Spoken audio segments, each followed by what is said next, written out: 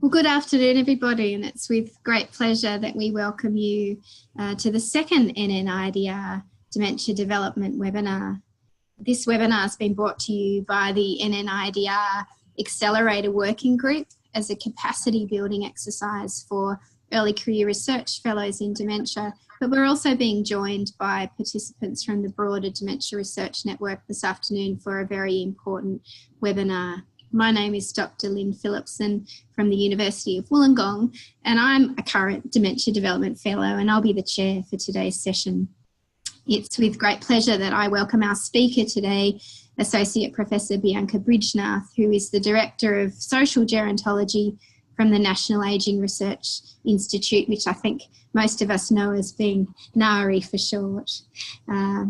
Today, Bianca will address a really important topic for all researchers in dementia who are really interested in ensuring that their research contributes to improving health equity. With one in three older Australians being from a culturally and linguistically diverse background, Australia is both an increasingly ageing and multicultural nation. Yet despite this, the exclusion of COLD communities from research is a really fundamental gap that characterises, unfortunately, a lot of the research that happens in Australia and beyond as it relates to dementia. And so consequently, many of our research findings, as they're translated into clinical practice and social policy, are really not culturally appropriate and can disregard some of the differences across Australia's multicultural groups. So today, importantly, I think for all of us, Bianca will outline for us some of those really specific gaps in Australia's dementia research concerning the inclusion of COLD communities and some ways that we can really think quite practically about how we can ameliorate these gaps in our own research and overcome some of the methodological issues and practical issues that can affect our ability to practice our research in a more inclusive way.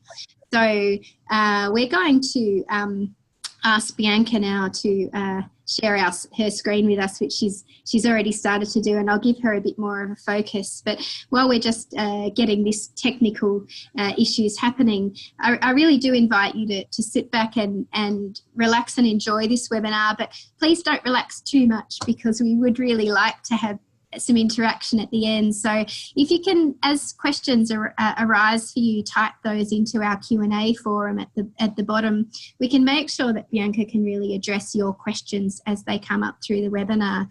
So thanks very much again to all of you who have joined us this afternoon. Just reminding you, at the bottom of the screen, we have the Q&A panel for directing questions, but we also have a chat function which you can use to chat privately to one another during the webinar or to share chats or comments with the whole group by selecting the appropriate audience for your comment. So I hope you enjoy this very important topic, and I'll hand over to Bianca now to introduce us and shed some light on this really important issue. Thanks, Bianca. No worries, Lynn. Thank you for inviting me to speak today, and thank you to NNIDR and Steph also for the opportunity to present. So please feel free to tweet away as we go through the seminar, and obviously questions, log them, and I'll try and answer them as best as I can. My goal is to speak to you for about 40-45 minutes, and then to kind of leave a bit of room for us to have a bit of a discussion if we so choose, or just a short webinar if nothing else. Right, so today what I'm going to really speak to you around is just a teeny bit about definitions and concepts. So what is this term called that you sort of hear and see bandied around in policy and practice a fair bit? And it is an Australian specific and a unique sort of Australian specific term. I'm going to give you a bit of a rationale for why we should involve COLD communities in research. And then, of course, the question becomes, well, which communities are we referring to when we're talking about culturally and linguistically diverse groups? How do we work with those communities? I'll give you a bit of tips and insight around things to consider when it comes to designing research intervention or exploratory, sort of the considerations around recruitment, data collection, and data analysis. Then I'm going to just do a couple of very, very quick models for you about resourcing and cost, because that is often presented as a significant barrier to doing this kind of research. And I guess the argument I want to make today also is, yes, it is expensive research, but it's not quite as expensive as we think it is. So it's about keeping that in context and proportion. I'll also talk about some of the opportunities that exist in some of the national data sets we've got in terms of big data that might already be available. And finally, I'll conclude by telling you a little bit about the significance of this kind of work, both from a scientific point of view as well as a kind of knowledge translation and broader global impact perspective. So that's the gist of the talk today, and there's a fair bit to get through. All right, so let's start. Well, before we start too much, I guess I should also give you a little bit of background on myself, just so you can understand where I'm coming from. For those who can see me on the screen, hello, I am from India. I'm a migrant myself, and I migrated to Australia in 2000. My PhD was on dementia care in India. I've worked on a range of topics since then that have involved multicultural communities across Australia. So some blood donation in African communities. I did a postdoc on depression and health seeking, comparing South Asian Australians and Anglo-Australians, which was funded by an NHMRC fellowship. My current project, which many of you might be inundated with media, I really hope so, because we're trying very hard on that, is called Moving Pictures, which seeks to increase dementia awareness in CALD communities. We're doing some work with Cancer Australia on lung cancer diagnostic pathways. And currently I'm co-chairing with NNIDR, it's Stephanie from NNIDR, an action plan, a group to develop an action plan for dementia research that involves CALD communities. So I've sort of been in and around this space for about the last 10 to 15 years at least. And hopefully I'll draw on that expertise to give you some tips and tricks for working with multicultural communities and successful ways to engage. But first of all, what is this term called? So it's an acronym. It stands for culturally and linguistically diverse. It is a unique term to Australia. You'll almost never see it in international journals or in many other international sort of settings. I guess it's used to refer to a subpopulation of the Australian demographic, specifically those migrants who originate from countries in which English is not the first language. The Australian Bureau of Statistics is quite clear, the ABS, they're very clear on countries where the first language is English. So the following countries are not considered to contribute to the CALD cohort in Australia. And these countries are the UK, the USA, Canada, New Zealand, South Africa. So those do not constitute CALD countries. Many other ones such as India, China, Vietnam, Malaysia, Greece, Italy, Russia, etc. They all comprise part of our CALD communities in Australia. Now, CALD was a term that replaced the previous terminology, which was NESB, non-English speaking background. And the reason that shift sort of happened in the early 2000s was really to reflect that we're talking both not just about linguistic diversity and a lack of English proficiency, but also that there are cultural factors that shape health and care, as well as ways of being and living, and that we need to be attuned to that. The term CALD is also used in Australia to refer to the fact that some ethnic minorities, by virtue of language, culture, and in some instances race and ethnicity, will also face significant barriers to accessing services and opportunities in Australia. Right. Myth busting. We really need to tackle some of the pre-existing myths that prevail when you want to work in these communities. First of all, CALD communities are not commensurate with Aboriginal and Torres Strait Islander communities. That conflation sometimes gets made. It is incorrect. There are substantive differences between the two groups, and we should not confuse First Nations people with migrants. They're different sorts of needs, similar sorts of barriers in some instances, but definitely not all. And so therefore it's important to treat both groups as different with different responses and requirements necessary. The other misnomer that we absolutely need to bust is this notion that CALD communities are pre-modern. Right? You'll get this sometimes in talks, and people would say, well, it sounds to us like multicultural communities are really at where we were at 20 years ago or 30 years ago, and if we just fast forward them into the present, all would be well. No, that is not the way it works. We don't construct communities as sort of being pre-modern and needed to be dragged into the 21st century. That's definitely not the right way to approach the subject or the issue. So that's a kind of myth busting, a concept we've got to be aware of. And the last one we've also got to be aware of is not to reduce the term CALD just to lack of English language proficiency, which it often gets done. There's also, sometimes you'll see, especially in policy and practice, a tendency to privilege language. So if we just provided documents that were translated, then all would be well. We would address existing disparities and problems would be solved. So certainly that's not the point of view that I'd advocate. I'd advocate that we really need to be cognizant of both cultural and linguistic diversity when we are thinking about existing interventions and research that involve CALD communities. What I would advocate for us to think about in terms of research when we are looking at working with these communities are the following concepts.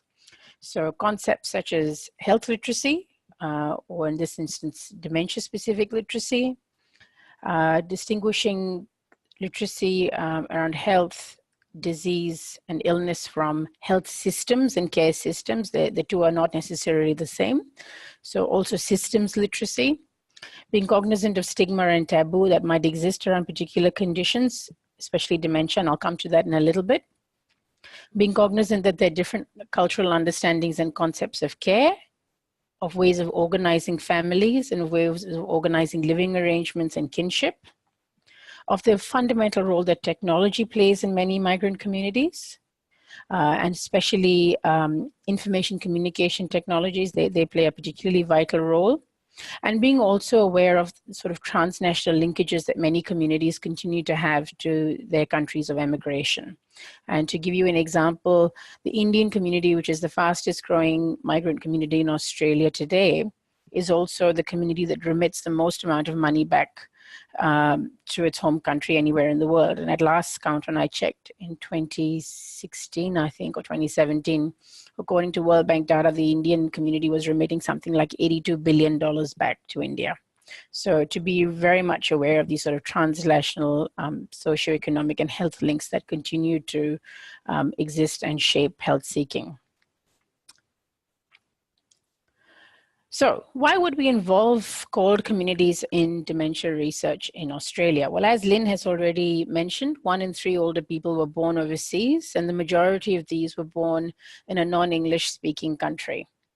So alongside population aging, Australia is also an increasingly multicultural country.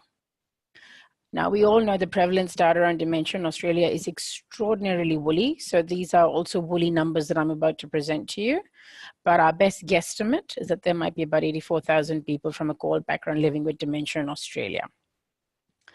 Nevertheless, we do know from existing services that there is significant unmet need in these communities, and there's also growing demand from these communities for increasing amounts of dementia care.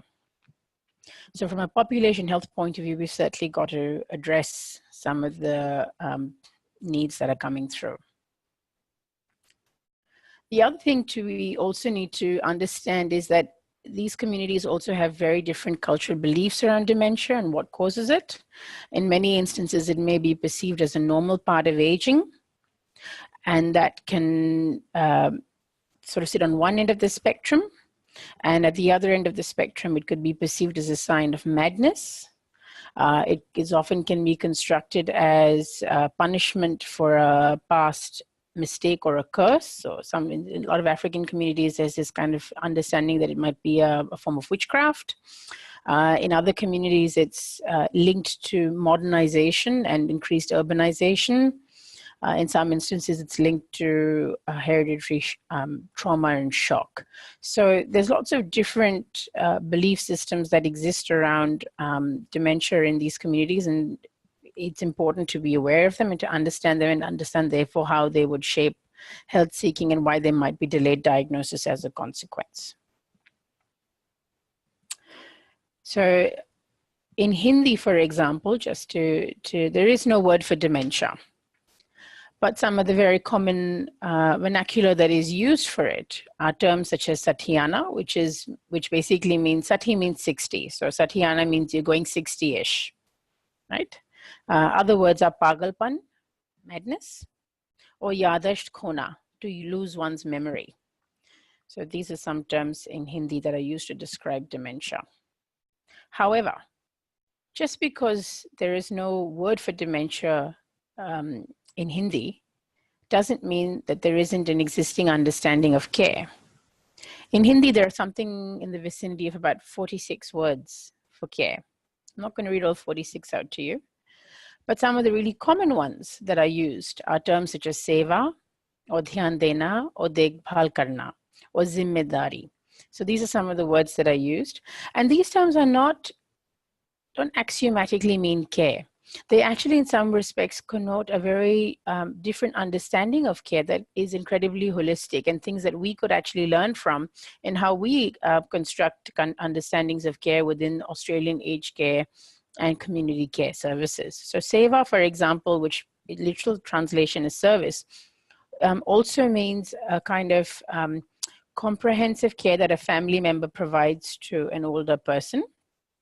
And it entails a form of care that encompasses physical, psychological, financial, and social aspects of care, and wherein the younger person does seva for the older person by cooking and cleaning for them, by giving them regular massages, by taking them out, by keeping them socially engaged, by managing their finances, and so, and obviously helping to maintain their health and well-being. So it's quite a comprehensive understanding of care. Likewise, in Chinese, unfortunately, I neither speak Mandarin nor Cantonese, so I'm going to have to beg forgiveness for my appalling pronunciation. But as you could see, some of the kind of phonetic pronunciations there of what is used to describe dementia, such as shi shi zheng, loss of intellect, or mental capacity disease, or in a very kind of vernacular street language, lao meng dong, which means old fool. These are sort of quite dismissive and derogatory terms that are used to describe dementia. And so you could start to see why there is such a strong stigma and taboo in some of these communities just from the language that is used to describe the condition. But again, in these communities, there are different understandings of care. And I mean, I really like this particular one, which is called Guan Huai, which is closed bosom, which is the care a mother would give her child, and is often used also in to describe dementia care as a sort of care that you sort of is embracing and loving and you know, sort of intimate and protective. So I think there's some of these understandings also that is useful to keep in mind. The other thing I think is also really important to be cognizant of is that there are ethnicity impacts on dementia in ways that we as yet do not fully understand. We know that there are ethno-racial factors related to the detection and biomarkers around Alzheimer's and other dementias. We certainly know that pharmacological and non-pharmacological interventions and methods have different impacts on different ethnic groups. That the way subjective concerns around memory and neuropsychiatric symptoms might manifest and are perceived and screened are different and vary across ethnicities. And similarly with, there are ethno-racial factors related to diet, nutrition, technologies, perioperative conditions, and delirium. I would really draw your attention to the paper that's on the right. It's had some input from some fantastic Australian research as well into that process. And it gives a really nice comprehensive overview of a lot of the areas of imminent concern and need that we ought to be focusing on when it comes to understanding the impact of ethnicity on dementia. So just to kind of keep that as a whole, and to before I move on to how dementia is actually represented in current Australia, how CALD communities, I beg your pardon, are represented in current Australian dementia research. I guess I want to sort of underscore the point here that, and this is a point I'm going to keep making again and again, which is that there is a lot we don't know, and therefore the possibilities for both discovery and contribution are significant. I've alluded to some of these, and I'll keep talking about a few more as we go through. However, unfortunately, CALD communities are significantly underrepresented in Australia dementia research. So as many of you might know, Lee Fei Lo, she did a very useful study of quite a number of years ago, where she said that although CALD communities comprise something like 30% of the population, they're represented in less than 10% of dementia research. Lee Fei and I have recently teamed up and also did some work with Anika Basanelia Wong, and we looked at some of the existing research that's around dementia clinical trials. What we found is that in the published clinical trials between 2016 and 2018, there were about 15 trials that were published. 10 of them reported no ethnicity-related data. 2 reported that they were non-Australians background. That was it. And 3 reported if English was a second language. But that was sort of the length and breadth of how they interrogated the concept of CALD, which is not hugely helpful because there's a lot more we actually need to unpack there to understand which communities are vulnerable and under what circumstances and what is the degree of vulnerability. Likewise, if we look at what's currently registered on the Australian-New Zealand Clinical Trials Registry, of the 94 trials that are currently registered there that are specific to dementia, about 42 actively exclude people who are not fluent in English. We're not sure about the others, they haven't said. And unfortunately, this is a trend that also is mirrored globally. If you look at the clinicaltrials.gov, of the 96 trials for dementia that are currently registered and active, about 39.4% are reporting on ethnicity, but of the reporting on ethnicity, only about 11.4% of that sample are actually non-Caucasians. So there is a lot of exclusion of people of non-English speaking backgrounds and of non-Caucasian backgrounds. So the question is, hopefully I've convinced you of the need thus far of the underrepresentation of CALD communities in dementia research and the need to actually engage with these communities across the board, or the rationale for engaging with them. The next question that I often get asked is, well, that's great, thanks Bianca, you've convinced me. Now who am I supposed to work with? Because there's something like over 250 CALD communities in Australia and I can't include all of them in my study, and that's fine. So there's a few things I'm going to show you from the existing ABS data about how you might want to think through which communities you'd like to engage with. A lot of CALD research typically starts from this point of view. Well, let's look at who are the top 10 CALD communities or migrant communities in Australia today. And this is from the 2016 census. And you'll see that the sort of number 1 and 2 are the United Kingdom and New Zealand, right? Remember, they're not CALD, so let's not think about those lot. Cut them out of the picture, and then we go down, work our way down the list. And then you've got China, India, Philippines, Vietnam, Italy, South Africa, Malaysia, Sri Lanka, except that South Africa also needs to be excluded. But this is just a snapshot of what are the top 10 migrant groups to Australia. It's not segmented by age, right? It's also not telling us necessarily about changes in birthplace, which is also important to consider. So this slide is also useful to look at because we're also seeing that certain communities, even though they might be sort of our highest migrant groups now, in 5 years' time, that will not be the case. Instead, as we can see from this graph, India, China, Vietnamese, and Philippines are where you're seeing significant growth in migrant populations. The other way you might want to think about this also is the languages that are spoken at home. Again, we can see that there is a growth in communities that are Mandarin, Arabic, Cantonese, Vietnamese, Italian, and Greek. Those are some of the top ones that are being spoken at home. And if you look at where the biggest changes have occurred between the 2016 census and the 2011 one, we're really seeing significant increases in Mandarin, Punjabi, Persian, Dari, and Hindi-speaking populations. So another way you might think, well, which core communities do I want to work with is maybe I'd look at it by basis of language, or maybe I might look at it as country of birth, or I might think about it as where are the largest increases happening in terms of migrant communities coming into Australia. Those are all useful starting points. But those are starting points, again, that are covering the overall age group. And age really matters, as we know, when it comes to doing research around dementia. So as you can see from the slide on your right left, I'm trying to get my left, hopefully you can see my mouse hovering around it. There is quite a significant difference in the proportion of people born overseas and where they are from if you compare those who are under 65 and you compare those who are over 65. So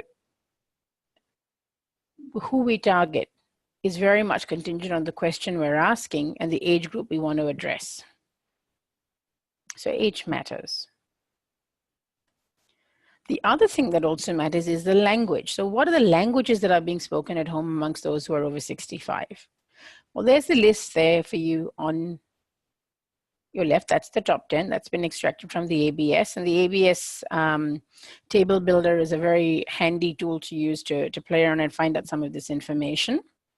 But the other thing you might want to think about is not just what are the languages spoken at home amongst those who are over 65, but what are the languages spoken at home amongst those over 65 who do not have very good proficiency in English? And that's a similar list, but there are a few notable differences there as well to consider.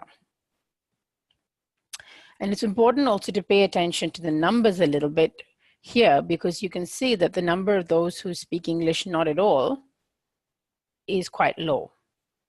Whereas the numbers who might speak another language at home could be much higher. But that doesn't mean they don't speak English. So it goes back to that earlier point I said, where we really need to bust that myth that cold equals poor English proficiency. Finally, the last thing I'd draw your attention to when trying to determine which cold community you want to work with is location. I've popped the Department of Home Affairs website there because I'm not sure how many people go there and might have a look at it, but they've got country profiles, which is very useful to consider when you're trying to determine which cold communities you might like to target. Because this will tell us where these communities are based around Australia, and that might be helpful if you're designing a grant that is going to be specific to Queensland or specific to WA, or you want to have a more national focus. So keep the location in mind. This particular website, the country profiles on the Department of Home Affairs, gives you a breakdown of where these communities are located across Australia. The vast majority tend to be located in New South Wales and Victoria. That's no surprise. But I think it's also useful when you're considering working with other smaller groups about how you might spread it out nationally to include a more kind of, I'm going to use the word national again, a more national flavor to it all. But that's a resource I think that also needs to be brought into the mix when you're making these decisions. All right, so hopefully you take into account age, the language spoken, the location, when you're trying to figure out which group you want to work with. You've got that part sorted. The next thing to consider is, well, how would you design a study that would include cold communities? What are the issues around recruitment? Because this always comes up again and again. What are some of the things you need to be concerned with around consent and data collection, and what sorts of things ought to frame or inform your analysis? So I'm going to go through some of those pointers as well. So the first thing I'd say is, if you're in designing research that includes cold communities, principles of co-design are really important. Adapt your interventions where possible and where relevant. Do not try and do an intervention that is going to be about promoting a Mediterranean diet to Chinese communities. It's not going to work, right? Indians, for the most part, not that interested in eating olives. So it's about making sure that you embrace principles of co-design and culturally adapt where relevant. Understand the communities that you're working with and what's important to them. So some of the groups that we work with, for example, the Indian communities we work with, the older people, they love talks and they like singing. So you want to do interventions that involve talking and singing in some respects. The Chinese communities, well, they want to play mahjong. The older people we work with, they want to play mahjong, and with physical activity, no, they're not going to a gym, but they're very happy to do group-based activities, and you got to throw in the chicken dance, right? So throw it in, it'll have a bit of fun too. Try and be a little loose if you can with your selection criteria. If you are too robust and rigorous with it, then you actually end up excluding a lot of people. I have worked on several studies where investigators are very hung up on in order to classify a call, you've got to speak certain languages other than English as your primary language. That doesn't always work. In other instances, I've worked with studies where, you know, they want to look at including called communities, but only those who might live in residential aged care facilities and who don't have a cognitive impairment or a dementia. My response to both of those is, let's just go buy a hay bale and throw a needle in there, and you'll probably, you know, it'll be your recruitment strategy and selection criteria will be as effective, and you'll spend as much time finding that needle as you will trying to find a called person who fits your criteria. So try and be a little bit more generous with the criteria in order to actually recruit the populations and reach the communities you wish to work with. Recruitment. There's a debate, and I haven't resolved this own debate in my own mind about whether it is reasonable to expect that when you're working with called communities that you can actually include people living with dementia from those communities. And the reason I have this question in my mind is because there is delayed diagnosis of dementia in those communities. And so quite often diagnosis occurs at a point of crisis, and where therefore it may not be possible because the person's dementia is unfortunately advanced to a point where including them in the research may no longer be feasible. So that's a debate, but I mean, I don't have a view one way or the other, but I'm aware that this is sort of a contextual consideration that may certainly limit the inclusion of called people living with dementia in research projects. I think the other thing that you also need to keep in mind when you're doing research with such communities is the role of gatekeepers. I have put a phone there for a reason, because that is the best way to recruit in these communities. Pick up the phone and call and call and call. Many of you might have heard of our project Moving Pictures that aims to increase dementia awareness in called communities through filmmaking and digital media. So we recruited 57 carers from 5 different communities over 4 months. And to recruit those 57 people, I reckon my project team would have made no less than 1,000 phone calls across the country. So you've got to call. Services are there. They are engaged with their communities. They do want to help, but it takes a bit of persistence, and it is important to keep them engaged and keep working with them as much as possible. The next question is where to recruit. Well, if you're looking for carers of people with dementia or people who are older from those communities, then look to sites and places where there are existing programs. So a social service program, or maybe a memory clinic, although there's very low representation of called communities in memory clinics. You might want to think about GPs or health services that are on localities where have high populations of particular called groups. You certainly wouldn't recruit from the conventional areas such as a hospital. That would be a bit trickier in some instances. And there is a bit of a misnomer about, you know, where to recruit from. I mean, I remember having a conversation a few months ago with a researcher who said, well, I live in Box Hill in Melbourne, which is a very high Chinese population, and I go to buy my fish there every Saturday. Should I be handing out my flyers there? No. If you don't recruit from Coles and Woolworths for people with dementia, why would you recruit from Box Hill Fish Market? No. Right? So use the services, engage with them, and be prepared to give a few free talks. That's very important, but that's also good for knowledge translation. Keep in mind that there is a stigma around dementia in a lot of communities. As I alluded to earlier with some of the language that is used to describe dementia, it's taboo and people quite often are socially isolated. They're reluctant to engage. So you might have to do a bit more work to get them on board.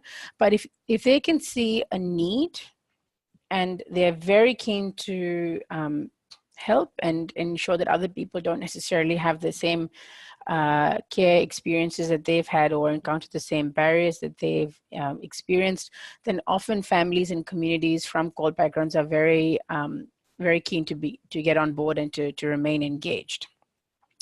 Privacy is obviously a consideration as well. So, you know, you might obviously need to make sure that you do the work, whatever data collection you do is in private areas where they're not going to be identified. This is not such a big issue when it comes to dementia research specifically, but certainly when it comes to mental health research, this becomes a very core priority. And just to give you an example, when I was doing my depression study and I was interviewing Indian people with depression, quite often I was not allowed to, or they wouldn't give me their physical address. They would often meet me in very neutral public spaces, far away from the suburbs where they lived and worked in. And there was a tremendous amount of concern around no one finding out what they were talking about. So those are things to keep in mind. On the right-hand side, I've obviously got a flyer that's in language. And that's just one example of information that you might choose to include when you're talking about recruitment. Consent. This is another one that I think has got a few curly issues that need to be, people need to be aware of. So first of all, yes, provide translated documents in language if you can. Use a NATI accredited translator if possible. So NATI is forget the full term, so it's NAATI, National Accredited Association of Translators and Interpreters, I think is what they stand for.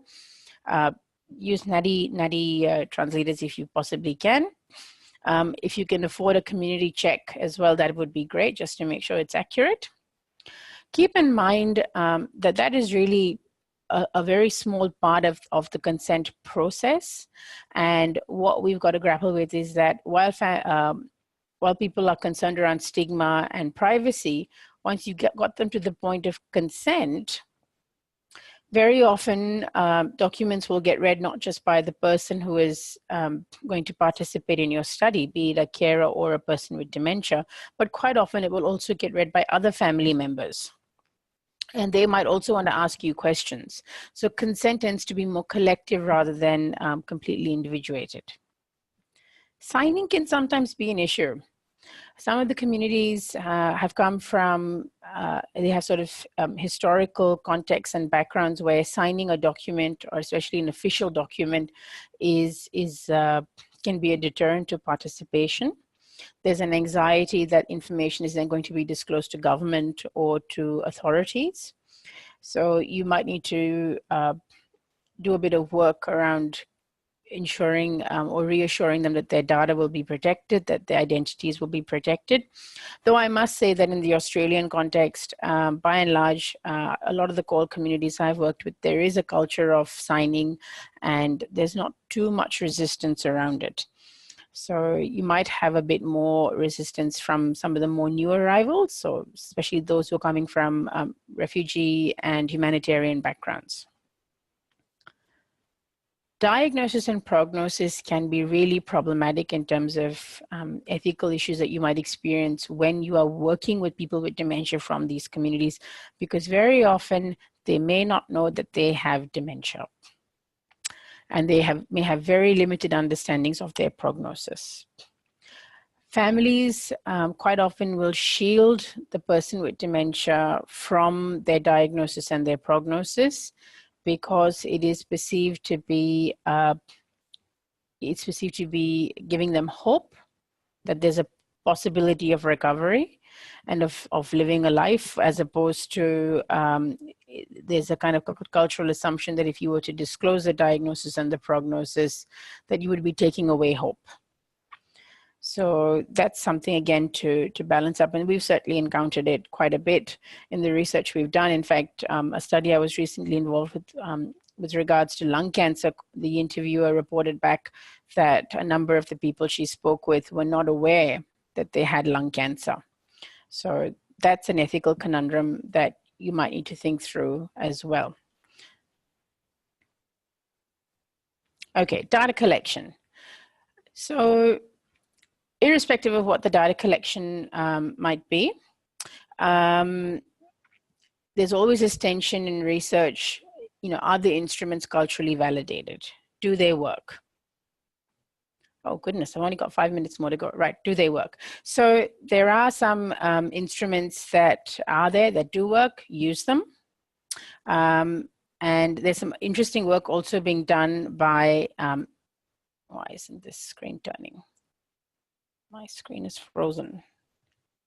Hang on, sorry.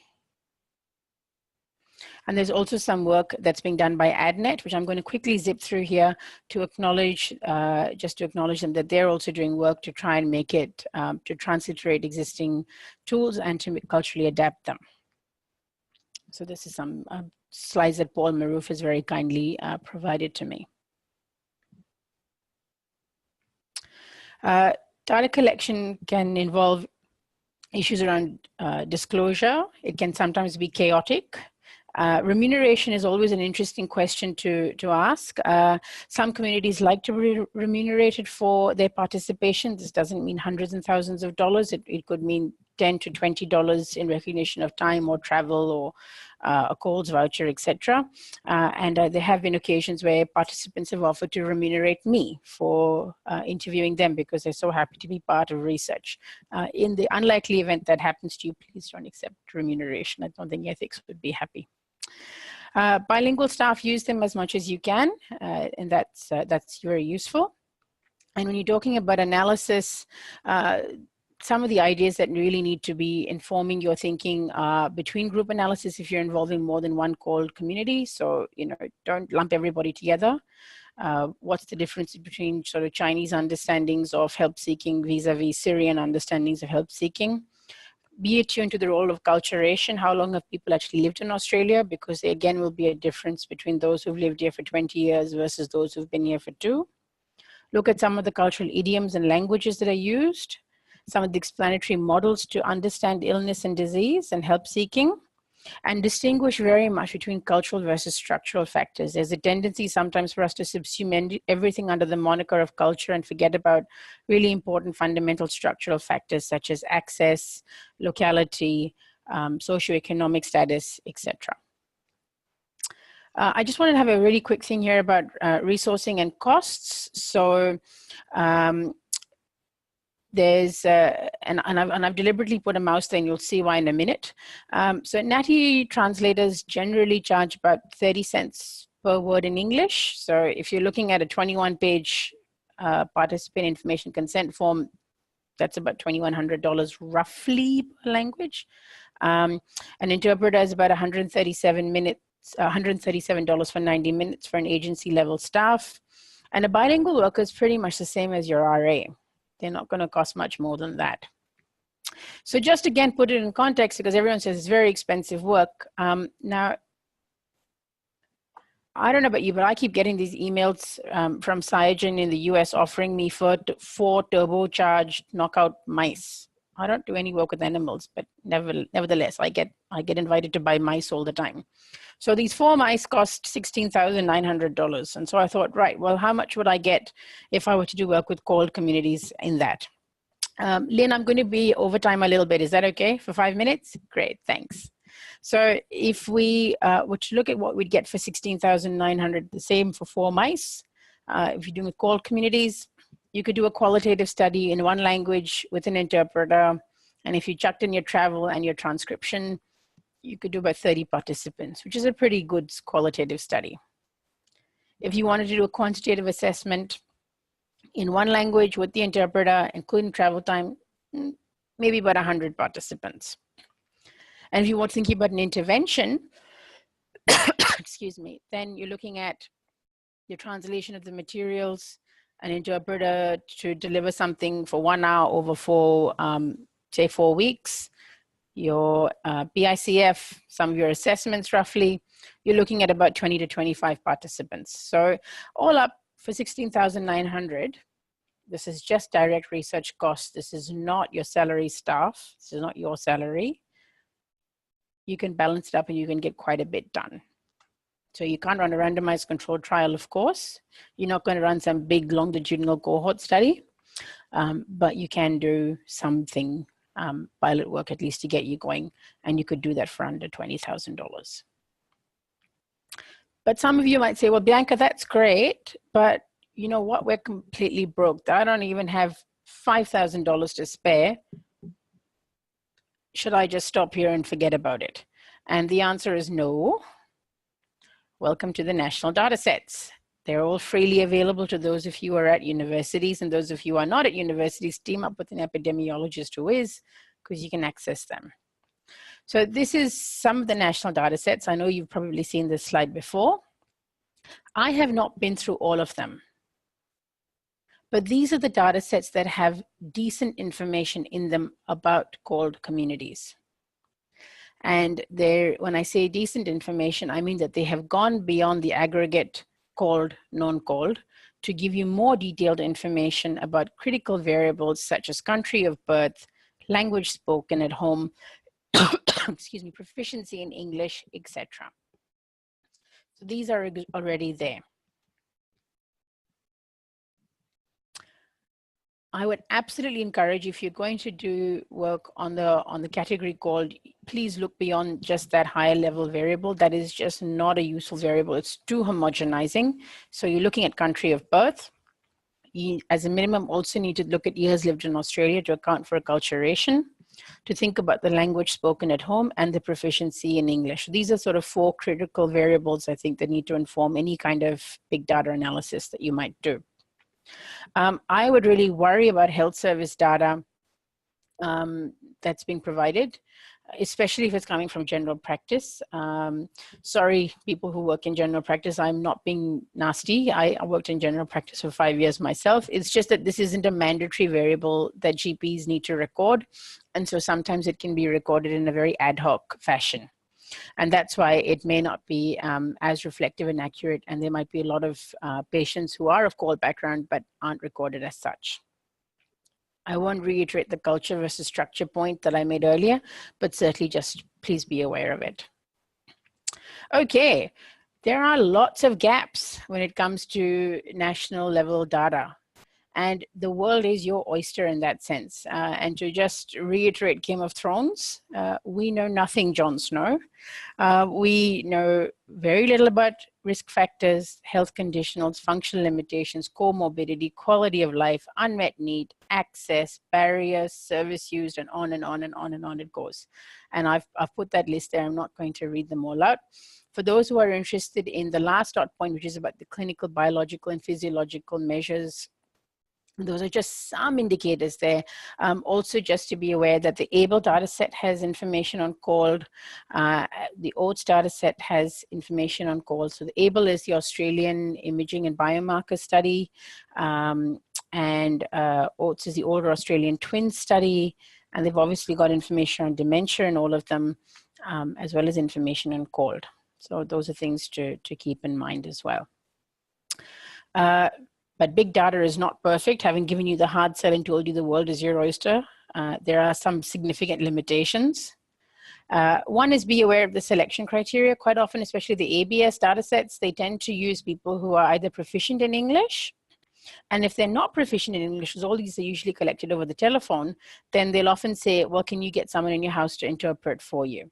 And typically the interpreters for an older person might be their children. So if you're asking around sensitive questions like, do you smoke? Do you drink? Excuse me. Are you depressed? What's your K10? Things like that.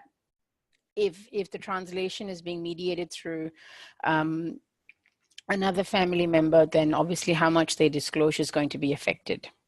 So just be very conscious that those are some of the limitations that are there. However, this is my last slide, or this work nevertheless is extremely significant work.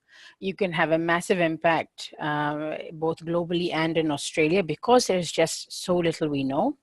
If you are working with Asian populations, then I'd argue the global impact of your work is enormous because that's where the biggest increases of dementia are projected to happen.